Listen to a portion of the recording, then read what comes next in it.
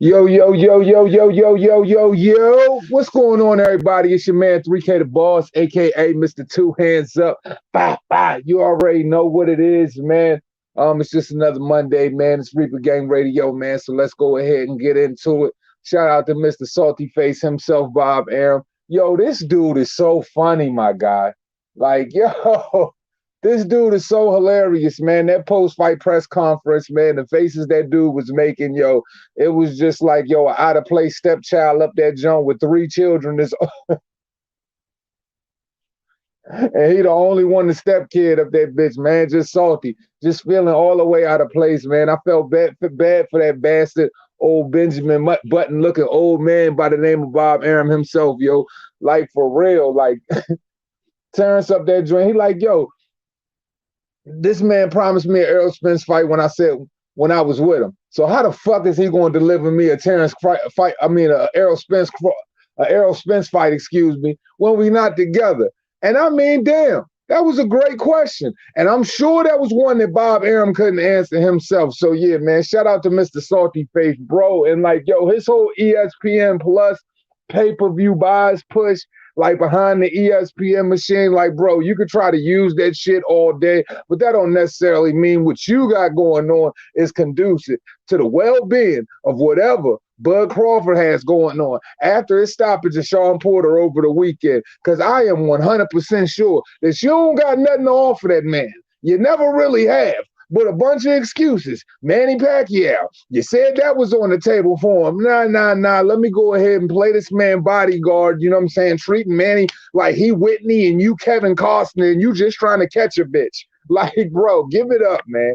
Like he really thinks in some way, shape, or form that, like, yo, out of all the wrongdoing he has done, freaking Terrence Crawford, like Mikey Garcia, freaking even Manny Pacquiao, and every other fighter he's had under, going back to Floyd Mayweather and every other fighter, like, dude, like, you have a trend of knowing to fuck some shit off. Like Teofimo Lopez is in the infancy of his boxing career, already an undisputed champion. I mean, a unified world champion. And this motherfucker don't even, he trying to dodge every bullet that is Bob Arum, bro, and trying to spread his wings and get some real money. Well, it didn't work out too well for him. But all in all, man, Bob Arum, bro, like, for real, man. You're old, you see now. You just need to go ahead and just get up out the game. So shout out to everybody in the building. Damian West, salute.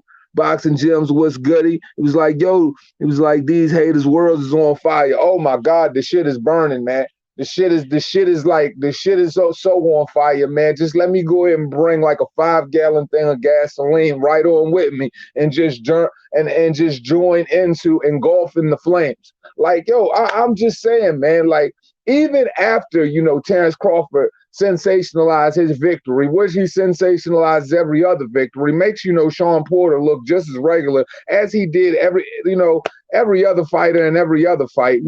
People just are never satisfied with giving a person they credit. That's, ladies and gentlemen, that's the definition of a fucking hater. Those are the ones you're supposed to stay away from. All the constable, salute, queen. How you feeling this morning, sweetheart? Those are the ones you're supposed to stay away from. The ones that even when you perform well, they still don't got shit to say. I mean, yo, that's what you call a fucking hater. Even me and all of my criticism of Canelo Alvarez shit, I even always find a way to get that man his roses. You feel what I'm saying? Like, look, man, it's a difference between, proper critique and then just hating on a motherfucker. And at the end of the day, nothing Bud Crawford does, they going to give this man his credit. They ain't never going to give him his credit. But at the end of the day, we know who the superior fighter is. We know who got real dog in him. We know who really willing to go out there and fight anybody. And his name ain't Errol Spence. Whoever that fighter is that we're talking about, he has no horses, he has no chickens, he has no ducks when he faces any freaking type of adversity. His name is not freaking Errol Spence. So we already know that. But people still insist that that's the fight that needs to happen. But Terrence Crawford is right when he says that he doesn't need Errol Spence to, make or break his career. It really doesn't. I mean, did he have to run down the list of all the accolades? Apparently so, because boxing, so quickly forgets. But me personally, I'm not one that thinks he needs Errol Spence. You know, Errol Spence is an average fighter. I mean, look, he's a unified champion. It'd be nice if the dude like to come out and play, but I just don't see that in, his future. So, whatever he decides to do is whatever he decides to do. D-Town Blaster, what's goody with you? He said, I'm 50-50 with Kenny throwing in the towel. On one hand, I understand because he's a fighter, but on the other hand, I wanted to see Bud just beat Sean in the submission like he always do. How do you feel about it? Me personally, man, when you see a guy get knocked down in the way, Sean Porter got knocked down twice yesterday. What I took from that is all of the smashing of the glove, the little temper tantrum he threw, while being on the canvas the second go round when he touched it. For me, that's just like, bro, you just out of it. You don't even realize what you're doing out here right now in front of, I believe, like 11,000 and freaking like 87 people that's packed into Mandalay. Like your dad is just trying to save you of what's inevitably going to happen. He was going to get knocked out cold. So, Kenny did the right thing because all Sean was going to do was go out on a shield. Now, was he going to do it in like, a delusional Deontay Wilder kind of way? Nah, Sean Porter is a warrior. I'll give him that. But his father was just saving him from what the inevitable was. I mean, from those two knockdowns, I saw everything I needed to see, like personally honest. I'm not a fan of seeing somebody get put, in the vegetable cart. But if you must, or if you feel like that's somewhere you're trying to go into, I mean, hey, two hands ain't hating on seeing a nigga just jump right in that thing. But hey, this would have just been another story of Veggie Tales. But it is what it is, man. Bud he's just in a position to where you're so dominant, people don't want to see you do nothing before, man. And that's just, once again, the definition of hate, man. You just don't ever want to see a motherfucker do well, no matter how well that individual does. You just always got something to say. Like, yo, and that's how chatty patties move, man. And unfortunately, boxing isn't the sport that, we grew up on. There ain't a lot of I guess there's not really a lot of respect to go around. And the respect that people do have, they reserve it for all the wrong places, unfortunately. Porter said he lost his composure and his father did the right thing. And I mean, his father did do the right thing. I mean, look, man, understandably so, everybody would probably put a little extra stink on it because, they felt like he was doing the soft thing and being that man's father. No, you were doing the right thing and seeing he already got knocked on his ass fucking twice in such a malicious way. Like, what more do people need to see out of that situation? He got stopped. He definitely was going to get slept at that point. He got stopped. He would end up slept. And my whole thing is Sean Porter was ultimately going to ride he's riding off into the sunset. He probably wouldn't have had that opportunity if Terrence would have continued to lay those punches that he laid on him. Because another thing Terrence displayed at 147 last night, that he has overwhelming one-shot kind of power. Like, those body shots were second to none, bro. Like, you could see in the way Sean legs was buckling from those shots, man. It got to a point to where Sean had nothing that he could offer him in the southpaw stance, and considering that he switched in the southpaw stance at the earliest portions of the fight, and he had completely nothing to offer that man besides, of course, landing a couple shots here, a couple shots there. He's a veteran who operates at the highest level, so of course you're going to land your shots. But he had nothing to offer Bud the entirety of the night. Sean has this fighting style where, the overwhelming, shots that look like they doing something compared to the shots that really aren't, he'll get points for that shit. Or trying to, speed up and put that, full that head down, throwing in shit at the end of a round. He'll try to catch swing rounds out of that shit. That stoppage ran Turkey Spence right out of the venue. Dude said he was going to jump in the ring and challenge the winner, but instead he ran dude a coward. Yeah, man, I've been trying to explain these things to everybody, man. Not because I have a hatred or disdain for Errol Spence, because believe it or not, I used to be a very big fan of Errol Spence. It's just like, bro, when you see someone go from speaking one way to speaking a completely different type of way, like 4 years ago, it was like, yo, you running this man down, you want the smoke, he tied up, he tied up with this person, you're going to fight him in 2019, then 2019, now you talking about entertaining guys like Mikey Garcia. Like, bro, here's the deal. I'm sure Terrence Crawford would have made himself more than available for Errol Spence, other than him choosing to fight a guy like Mikey Garcia. Now, you know, when a dude's doing something like that, you know, you already know what it is.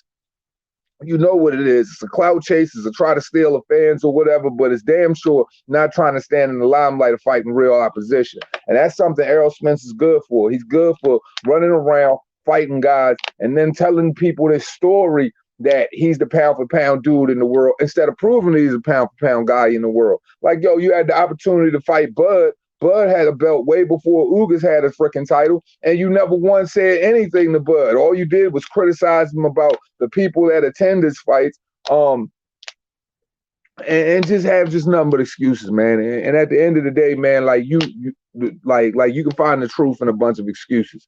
And when it continues, the excuses continue to prevail over and over again, you already know the nigga's 100% pussy. You know what I'm saying? And he operating, you know what I'm saying, doing what a pussy do. Whole bunch of talking. No action, though. Crawford was stronger than Porter. Way stronger. You see how every time, you know, Sean Porter tried to do, you know, his thing where he gets all aggressive on the inside and throw a bunch of shots. Bud Crawford nullified that shit. Like, damn the pivot escaping, you know what I'm saying, and making him look crazy while he was doing that too. He just straight up locked up with him and pushed him back. Sean Porter couldn't overwhelm him on the front foot.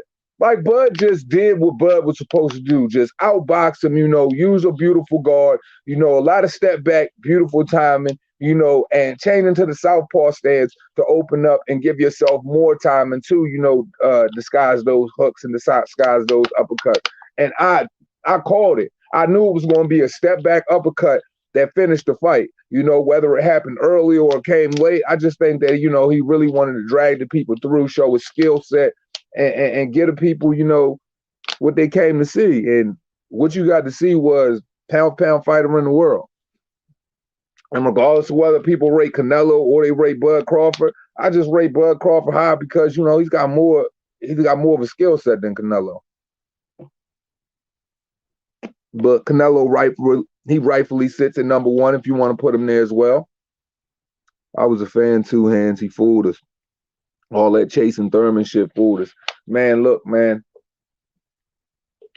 I've been trying to tell guys for the longest time, them dudes, Errol was being protected by his promotional outfit, man.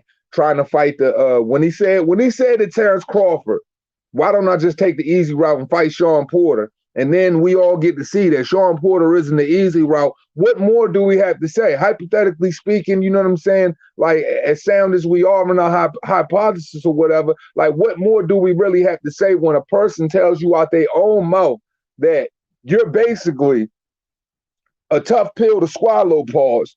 So I'd rather go over here and fight the guy that, you know, my promotional outfit is known to use as a sacrificial lamb. That tells you that he don't really want nothing to do with that shit. And he would do everything in his power to avoid it that he could. If you telling a motherfucker that drunk in a nigga face, drunk words is always sober thoughts, my guys. And ladies as well. So, you know, what can we expect from a dude like that? It wasn't an ass whooping how I thought it was going to be. I think Crawford was reluctant at times. He ain't really want to beat on Porter.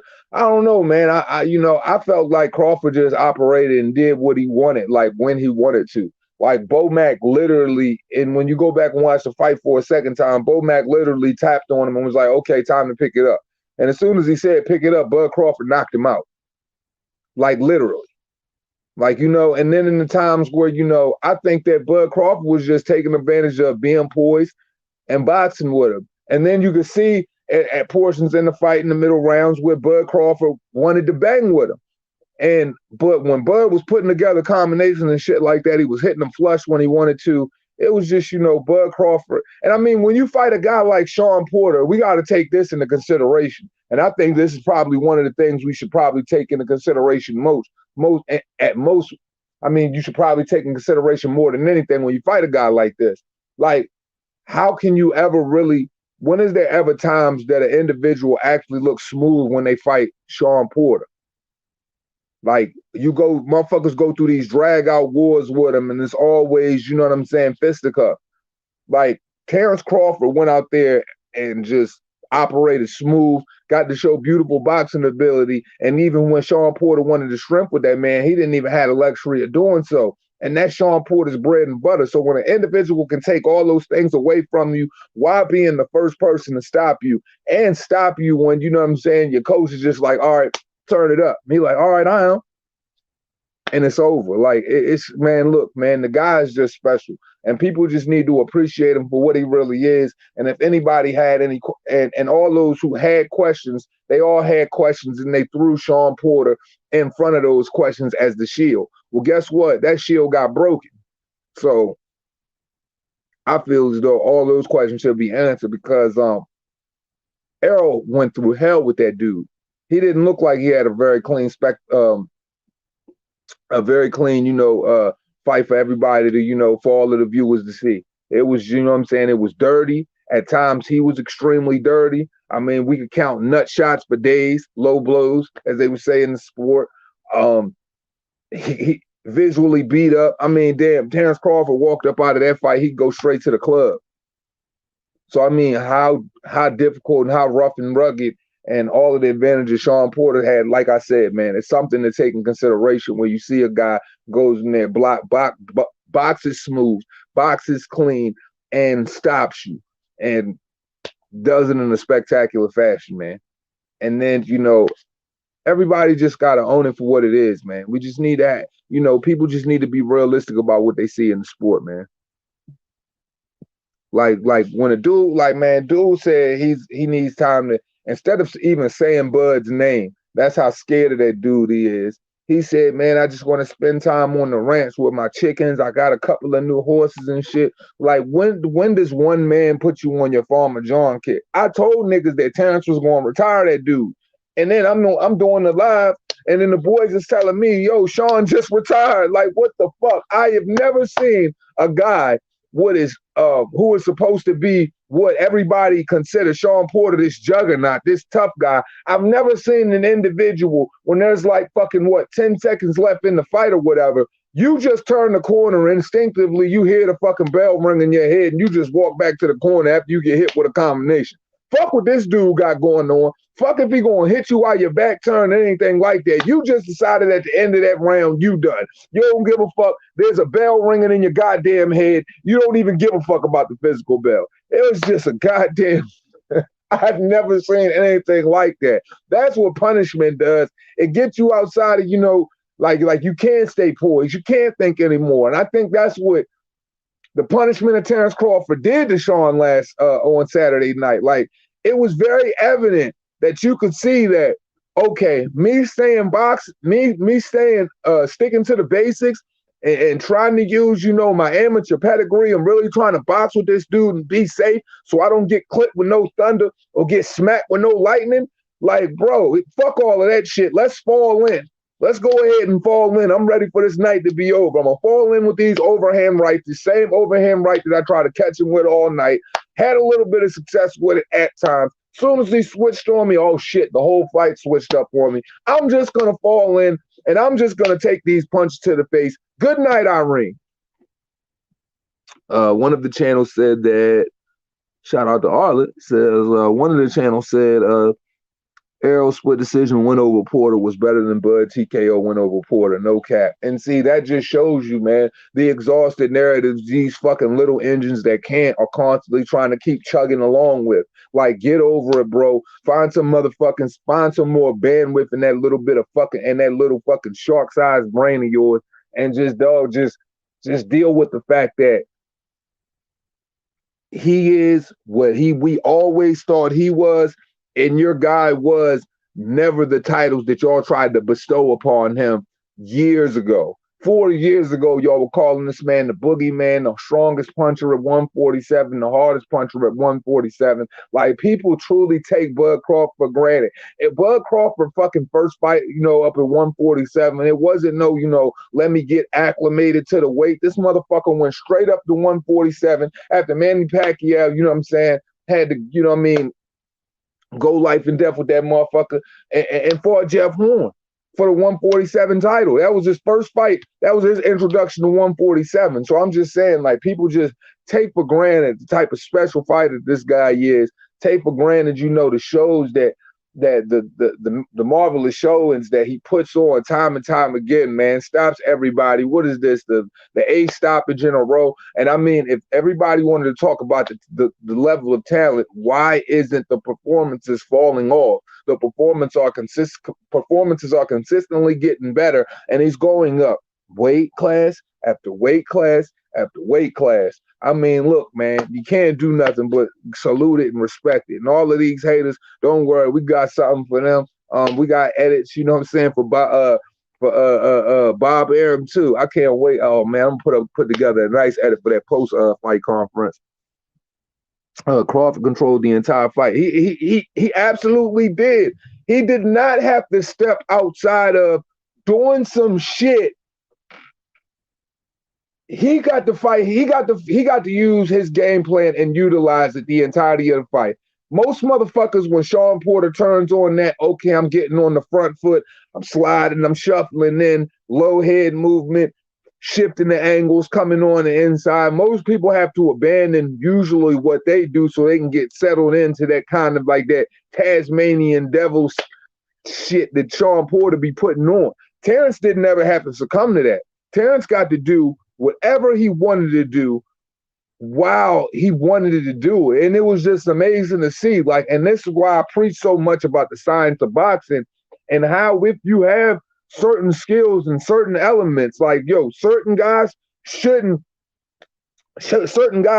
even be a mention to you because of stylistically. So when I spoke towards Terrence Crawford fighting Felix Diaz and fighting Sean Porter, can we honestly agree that there was no difference in the fight? It was the exact same style and the exact same shit I said was going to happen, happened. So at the end of the day, we have to understand styles make fights, and fighters who truly have the ability to do it all, who can box, who can bang, fight on the front foot, fight on the back foot, beautiful pivot game, the ability to stay lateral, always see when it's coming, remain, you know what I'm saying, cool under pressure. Those are the type of fighters that were really like, bro, like the one-dimensional aspects of another fighter, I don't care how rough and rugged you think he is, man, put him on that level and you're going to see that level that you gave him, you're really going to have to think twice about that. And then the opponents, you're really going to have to think twice about where you grade those guys.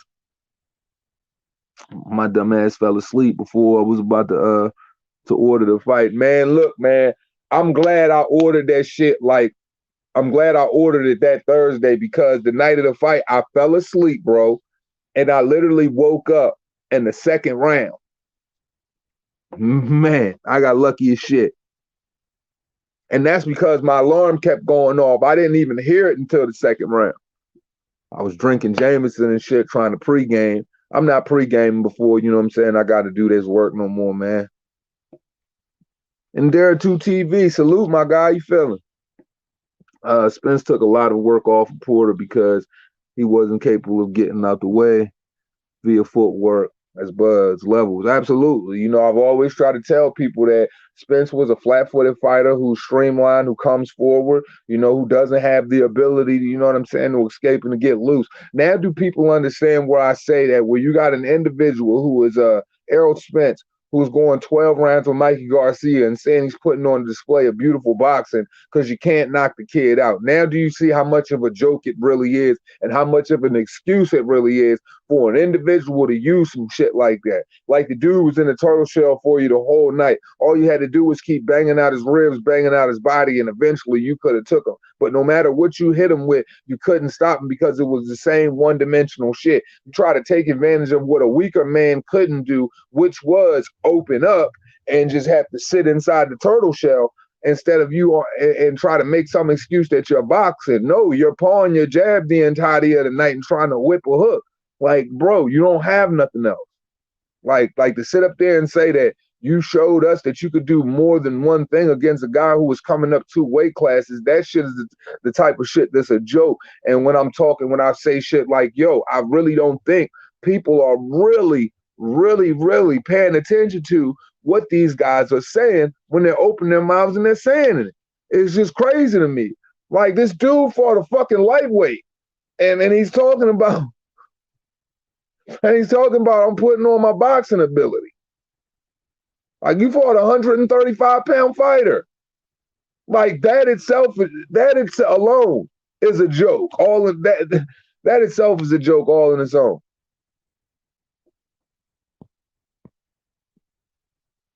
Porter felt that power ASAP. Yeah, he most certainly did, Miguel. He most certainly did. Crawford has one of the lowest first round punch averages in the division, but suddenly it was Porter stopping him from throwing. Man, it's outrageous, bro. But you want to know the crazy thing is, even with Crawford having one of the most, you know what I'm saying, having minimal output in the earlier rounds, having probably the lowest, one of the lowest, as you say. Like the crazy thing is, with Crawford's 78+% knockout percentage, Crawford has only been in the ring of a total of all his fights on an average of 5.6 rounds. So that's absolutely insane for a person who starts off basically slower as far as punch output than any other fighter in the game. You literally have a ring average, you have a ring duration, excuse me, of 5.6 rounds. So basically, you're in there 5.5 rounds per fight. That's fucking insane. Like this dude is a whole fucking like. If you were to grade him, if this shit was Madden, like how do you rate him? You like yo, southpaw stance, orthodox stance, punch power, punch placement. All of that shit would just be high 90s going all the way across the board. Because I mean, it's crazy to see that there's not one thing that this kid don't do wrong for real. Well, this grown man, I should say.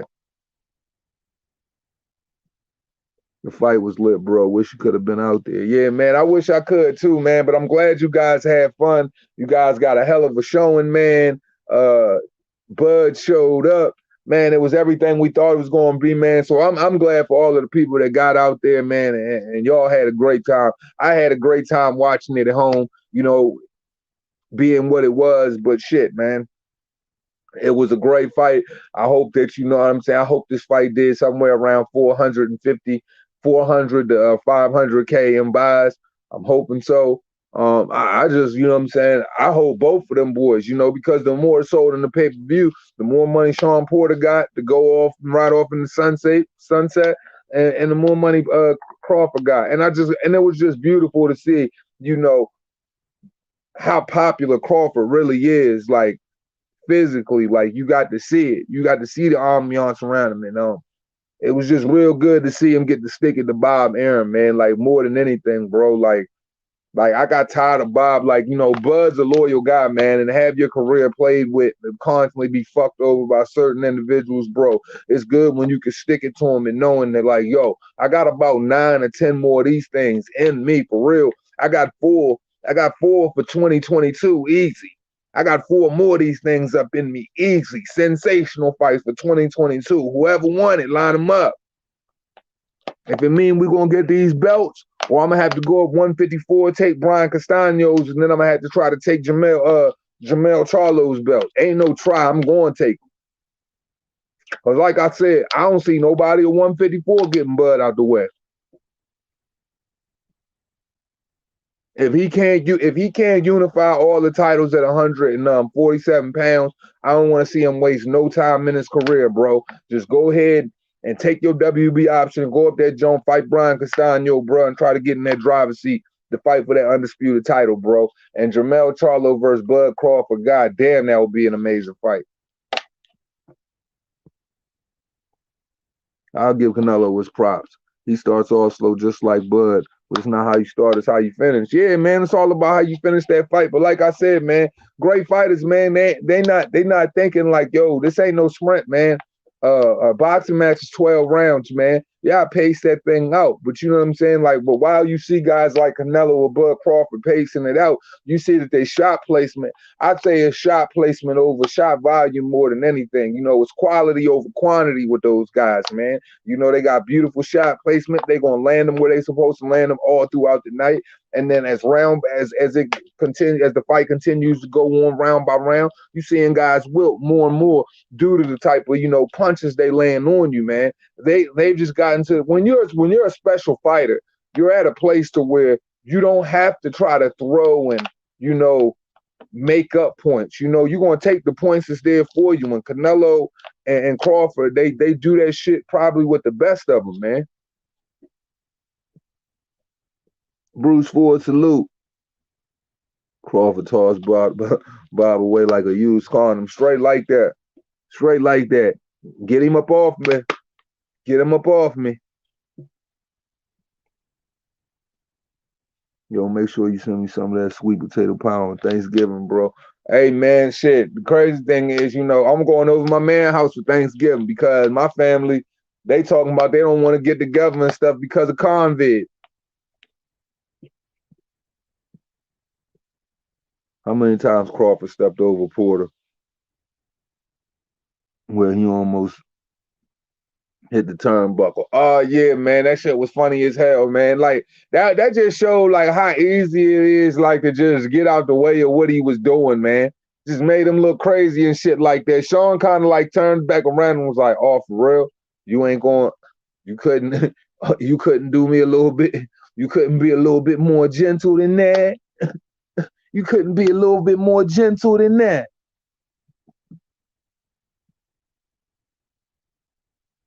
It takes a certain mindset to not panic and know you can't be hurt while you just let your opponent work so you can get your time in it.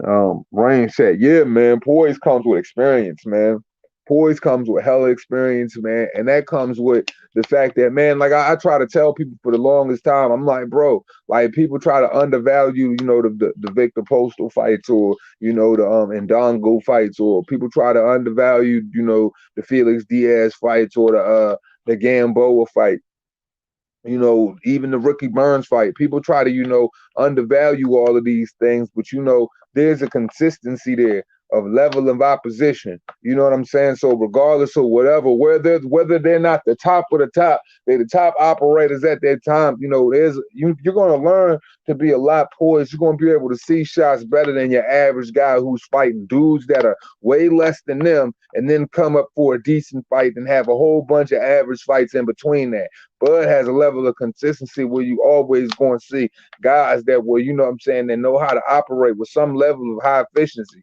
And, you know, it's going to be easy for a guy like Bud to be a lot more poised than others because it's just, man, look, man, some dudes is just special, man. And, you know, Bud might not be at that Canelo tax bracket yet, but he always going to fight guys that he's never going, you ain't going to never see Bud fight no bum ass like C-level fighters, man. You'll never see Bud do that. Josh Taylor said he's moving up soon. You see him and Bud getting it on. That's Bob Arum's solid point. The hope that he can try to pull something together. See, the thing about Bob Arum now is if Bob Arum want Bud Crawford to fight for him, if you want to see because he about to have a problem with fucking Josh Taylor, man. It's like, what are you going to offer? What are you going to offer Josh Taylor? You know, Josh Taylor already got the belt at 140. Josh Taylor about to go up and have them same problems that Bud Crawford had moving up from 140 to 147. That is a very, very fucked up place to be in, to be a gifted fighter like Josh Taylor. You know what I'm saying? Because he was hoping that, because see, what really Bob Arum was saying was, I ain't never going to be able to get you a Errol Spence fight, motherfucker. I'm going to tell you that.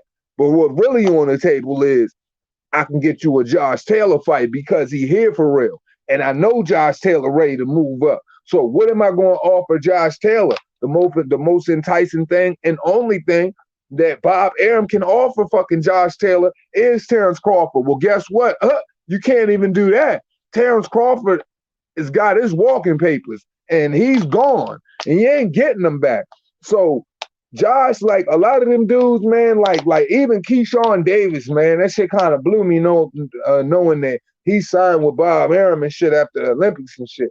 But it's just like, man, bro, it's like these dudes is not going, you know, they're going to be in stagnant spaces with Bob, man. And knowing everything that Terrence went through, bro, you're not going to try to use Josh Taylor's scalp, you know what I mean, to entice Bud. That's not what Bud want. Bud want what you can't get him. And Bud willing to go, you know, dolo. He ain't going to tie himself into nothing crazy with PBC. He going to see what he can try to do with them guys over there that got them belts, man. Fuck Bob Arum. Man, the shit, Bob Arum's done a whole lot of nothing but Bud. Bud could do that shit for himself. So basically, Josh Taylor, it would have been great to see that fight, but you know, that fight's gonna have to come on, you know, it definitely ain't gonna come on no top ranked circumstances, man. And the way Bob trying to finesse that shit, like, yo, Terrence you've never had Terrence's best interest at heart. Never. You've never cared to do anything great for Terrence. You've always, you accelerate Vasily Lomachenko, put him above him. You try to do everything to try to shield Terrence away from having the opportunities that some of the other fighters have had. And it's just at the point in his time in his career where Terrence Crawford had, thankfully enough, he had the biggest fight he had walking out the door Top Rank, but now you're seeing what it could generate.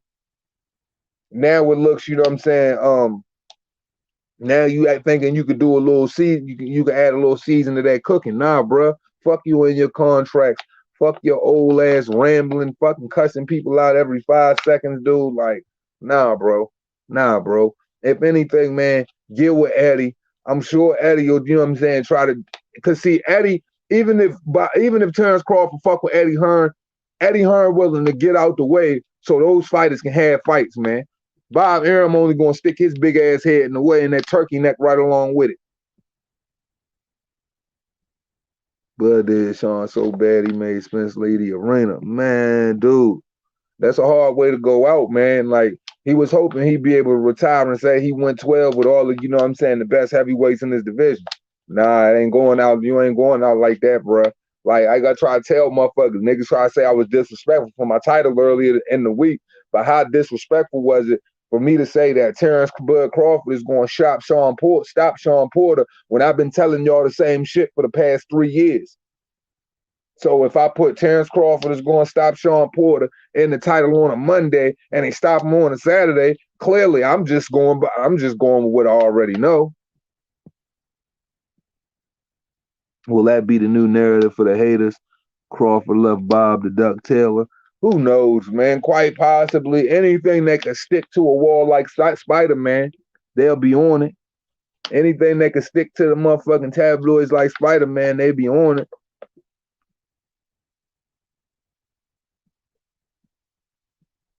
Three bad stoppers in my opinion on that night. I don't think the Sean stoppage was bad. I mean, I just think unless y'all just had such a, you know, a Roman gladiator-esque type of cry for blood, you know what I'm saying, to be spilled. Like, Sean was in a bad way, bro. What was Sean gonna come back and do after being knocked on his ass twice in that way that he was gonna benefit from? He barely was there for real, for real. Like, the shit he was like Sean was he was out in a bad way, man. Like, he would have really got knocked the fuck out. And I think that's more what people wanted to see. But that man dad, man, no, like that man dad been training him his whole life, man. Niggas wasn't pulling that man on behalf of, like, it wasn't pulled too early. Like, he was done, man. That nigga was done. I just think everybody just wanted to see him blasted. I mean, is this Sean Porter or is this Deontay Wilder here? I understand when it's Deontay Wilder and we want to see this nigga get beaten to oblivion, but damn, man, like, Sean gave all he had, man.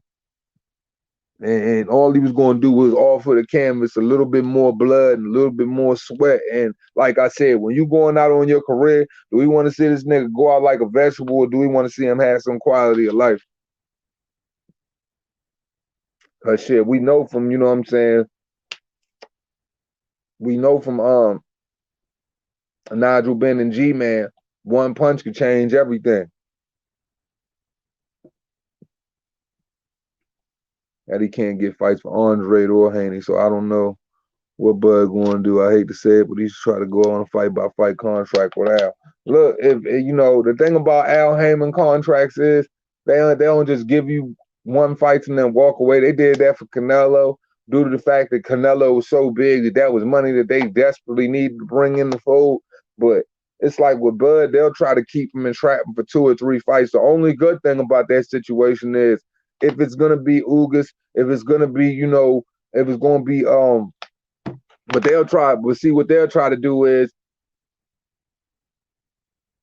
I don't know, man. Because if Bud grabs all of the belts, they're not going to let him. Man, see, that's why they try to trick you with having more than just the championship fight. They try to give you other fights in the way with other guys that could be possibly a threat to you, and hopefully you'll lose instead of them forking over that belt. Because once them belts go from Ugas, or once they go from Errol Spence and say Bud get him and then he leave, then they all the way fucked. They look. PBC is running out of options, bro. I can't stress this enough. They are running out of options. They are losing titles by the minute. And they really don't have that much talent where they can keep taking L's on top of L's. Now, in the grand scheme of things, a fight is a fight. Fight should be made. We see the best fights available. But at the end of the day, it's business too. And they not going they can't beat like, man, Bud just bad to they bottom line. They'll probably try to get him over there, have him fight Boots Ennis, because you know Boots been wanting a big fight. They'll try to have him fight Boots Ennis or whatever and hope Boots can beat him. And then Boots can, you know what I'm saying, go on and fight Errol, and then Boots will stay right where he been comfortable at, which is Showtime PBC. But I think they would try to, they would try to nullify his movements as well. Like, there have been plenty of other people. Manny Pacquiao went over to PBC thinking he was going to get another fight with Floyd Mayweather. You see how his career ended with your Dennis fucking Ugas. So PBC, fight by fight, don't necessarily they not in a position to, make anything like that translate. And Bud will just be sitting over there. And then all of these, ignorant Negroes will just be happy that Bud Crawford is a PBC product, and they'll suck that nigga's ass all the way up until the point he's ready to make moves, or they don't make moves for him, and they'll try to create narratives and try to blame him for everything that doesn't come to fruition. When it's just a known fact that these motherfuckers, they ain't no different than selling dreams, just like Bob Arum is no different than selling dreams. Because, I don't want people to have this false sense of hope that just because you think one fighter goes to a promotional outfit, that ultimately means that these guys are going to have these fights, because it doesn't. And you've got plenty of tangible evidence to go off of in recent history and years ago to see that just necessarily isn't the case.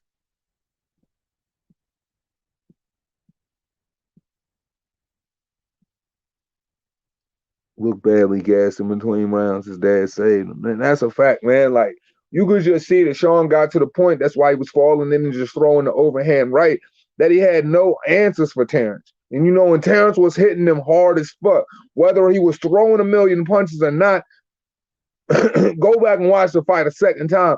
He was hitting him with some really hard shit. And Sean was getting hurt. And the body shots, oh my God, they were doing so much damage. Like, Sean got to a point where mentally he was fatigued, frustrated. Like, when you're a fighter that's already limited to a certain extent, and you're working against this dude who has so many different tools, and it's just a consistent uphill battle against this guy. I mean, like, really, what are you going to do? Like, he got flustered. It was later in the fight, pain starting to set in. Man, you don't have no answer for it, so you go back to what you know. Shit, down said hut. Like,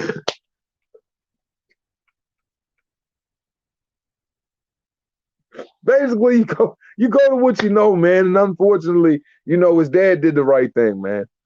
Even though people, I don't know, people got this false, I don't know, everybody's different definition of going out on their shield is different for me. It's it's no different than motherfucking Mexican fans wanting you to just stand there and play sock and boppers with their favorite fighters because you have a skill set and they try to call you a born fighter. For me, I'm just like, God damn, when you already, what more do you need to see? Like, this dude he's been knocked on his ass twice in the span of fucking 20-something seconds. There ain't nothing more this kid can offer. What do we want to see? What's left for him to give? What, his unconscious? What, him his what left is what left can he give us? Unconsciousness, or fucking what? Possibly death, or being a fucking veggie tail? I don't know.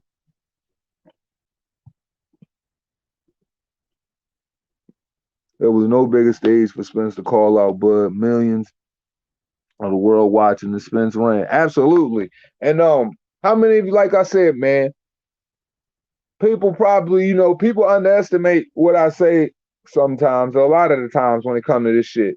And but I truly believe this fight outsold all the Spence fights. Not saying necessarily put together, but I know it outsold Mike. I guarantee it outsold Mikey Garcia and Errol Spence, and I know it outsold Sean Porter versus Errol Spence. Mark my word, I know it outsold both of them joints, man. Unrivaled, what's popping with you, bro? Mark in the building. That's why it's called Mexican style. They want to see Salido type fights every time. Yeah, man, and that Orlando Salido shit don't necessarily translate for it don't necessarily translate to see motherfuckers. Yeah, man, you want to see this man unconscious, man? Like,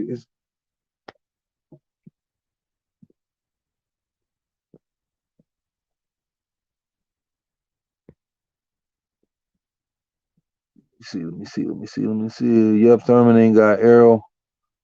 Yep, Thurman ain't got Arrow, and Arrow couldn't get Thurman when they wanted it. That's what I'm saying. It's just like, yo, they'll move you around. They'll move you around, promise you the world, and just stretch you out. You know what I'm saying? Just like yo, it's like this. You can take a fighter. Sometimes, you know what I'm saying. The best way to bottle cap a problem is to have them have them underneath. You know what I'm saying? Your own roof. Like, what better way is it to take care of the problem that is Terrence Bud Crawford than to fucking sign him and to fucking run this motherfucker all around or run him into some fights that are going to seem like it's going to get him right where he needs to be. Nah. Terrence needs to just stand firm and just, at this point, man, he's a veteran in the game, in the business aspect of it, and in the ring, man. So Terrence knows what he needs to do. Just steadfast, man, and just be prepared to just make your own decisions as a man, and just don't get in anything too hasty. And if ain't nobody promised you anything that isn't really going, to translate into what are the biggest fights that boxing has to offer for you, then like I said, he doesn't have a bad. He isn't his focus right now and where he's thinking about going as far as this journey from 147 or moving to 154. All of it translates.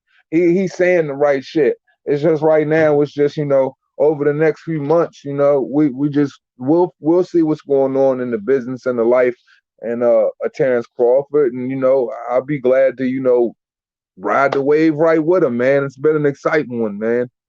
He's one of the real ones that we got, man. So hopefully it just keeps going up a level. Hopefully other dudes will have the balls to continue to see him go up a level, because all of these cowards just sitting on the sideline watching these guys knock these dudes out, man.